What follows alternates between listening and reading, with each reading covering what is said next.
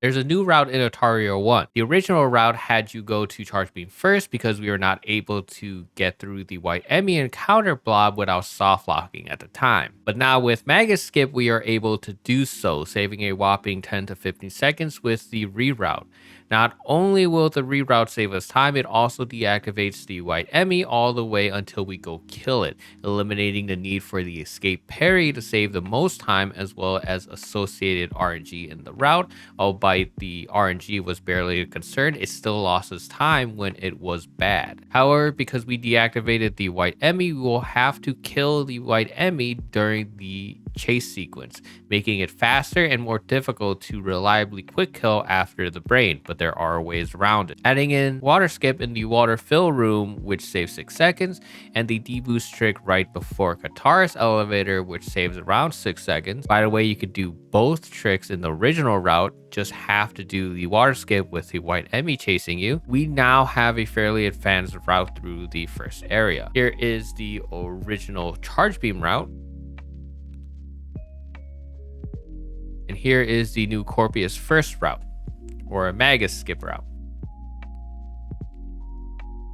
Now, because we have to go Corpius first for a Phantom Cloak, I highly recommend not using this route until you can solidly kill Corpius with 15 missiles. Pace your shots and don't miss. You can only afford missing 3 missiles first phase and 4 total in the last 2 phases. You are unable to get the 2 or 4 extra missiles at all without losing significant time on this route, which the Charge Beam route afforded you 7 misses first phase and 12 misses total last 2 phases. If you grabbed 4 extra missiles, we get a refill after the parry cutscene, so 8 extra missiles plus 4 missiles is 12 for you math nerds, making this fight very difficult to defeat fast if your accuracy is not solid, as you have no charge beam to finish Corpius off if you ran out of missiles, making you have to wait for him to spit or break his tail to parry for resources. Can very quickly lose the time this route would have saved you. After Corpius, the route is the same, getting you to the water fill room, where the next trick is. Inputs are simple but tight. You want to hold jump to peek,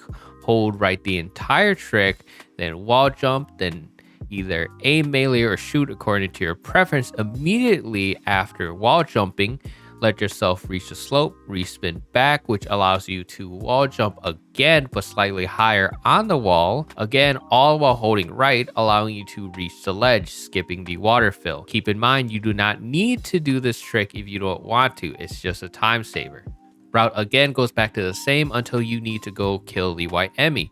Remember, it's not even activated. You run back to where you would normally drop to the thermal door, but since you didn't break the blob, you needed to pseudo the blob to get through. Before, since we never went through the initial activation cutscene where you needed to break the blob to chase you, the blob makes the Emmy chase you, but the door cutscene spawns the Emmy. Breaking this blob without spawning the Emmy will soft lock the game.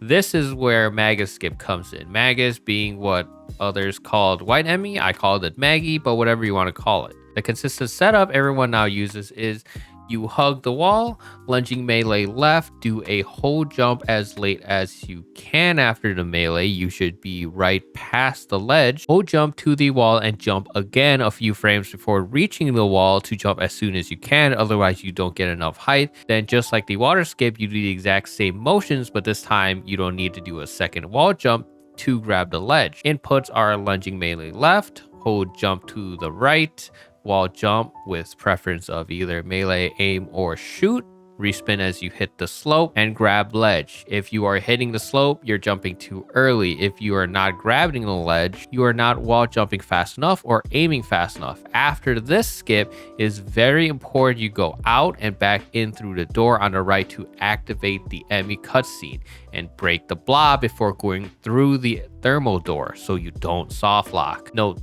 input lag and FPS seem to affect these two jumps quite a bit. More FPS makes this jump significantly easier. Emulator, I believe, goes up to 120 FPS, allows you to not need a second wall jump at the water skip, which is very difficult on console. Emulator is not legal, sadly, and if you have higher than normal input latency, whether it's because of your controller or playing through OBS or playing wired pro controller, This will also affect your success rates. So practice and test different things to get the tricks down. Now, the last new trick you can do in Artaria 1 at the moment is the dboost to Katara's elevator. There are multiple setups for this, so you can test around to get the one that works for you. There are 4 bugs in the room you can use. I will just show you a setup for one of them. You can incorporate this into the charge beam route, just like the water skip, if you want to save the seconds. You want to run in and missile the hog down with 2 missiles, do a full jump into a wall, jump aim to bounce off the second bug and grab the ledge. You can actually bounce all the way over the ledge, which depending on the setup you want is either good or bad. Jump over and kill the top bug and the right 2 bugs as you're jumping over the pinky. After you land, you want to do a full jump once to bait the bug to attack you, then immediately peek wall jump and then aim to the right to bounce over the slope to the door, letting you skip the painfully long magnet rail. The next skip that will be found might be the early lava drain, which would effectively break Adam and save quite a bit of time. Currently not possible, but it might eventually be, but who knows. If you enjoyed the video, be sure to like and subscribe. Check out my Twitch and other videos for more Dread content. Soon I will be learning Super Metroid and also playing other games. I now host a weekly race Thursday at 9 p.m. EST for Metroid Dread, so come join and race. It's very fun, and as always, thanks for watching.